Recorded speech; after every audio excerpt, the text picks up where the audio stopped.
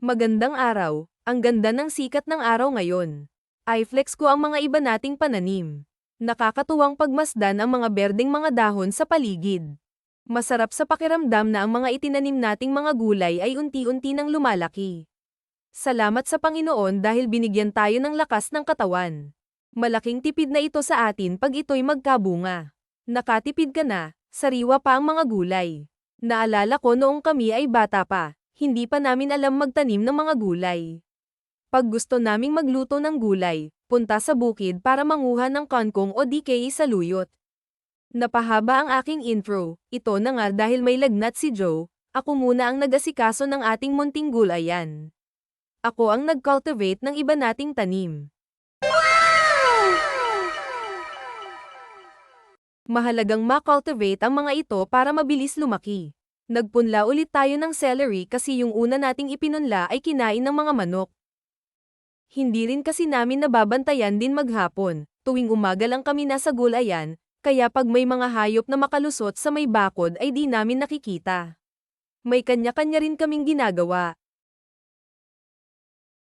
Pagkatapos kong nag-cultivate at nagtanim, nagdilig na rin ako. Hindi ko mautusan si Janelle kasi tulog pa ito. Siya na lang pagwalisan ko pag ito'y gising na.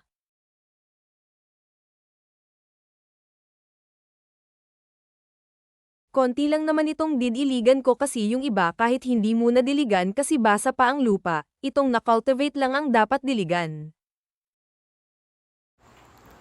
You are my sunshine, my only sunshine. You make me happy when skies are gray. You never know there how much I love you. Blessed to know my sunshine. Oh. Maganda raw kantahan ang mga halaman, parang tao rin raw sila. Huwag niyo akong pagtawanan kasi habang gumagawa ng voice-over napakanta lang ako.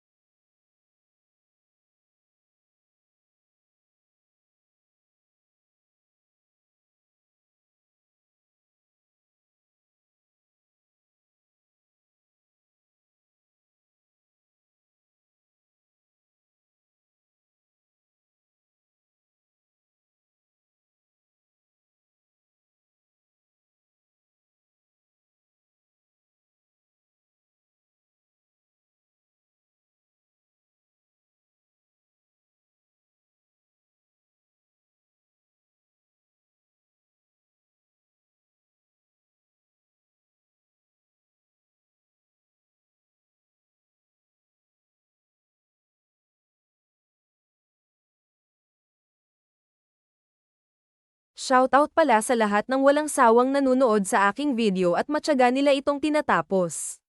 Shoutout kay Tia Letty Flores. Tinatapos niya raw talagang panoorin. Hanggang bukas ulit, maraming salamat sa panonood, please like and share the video. Please subscribe.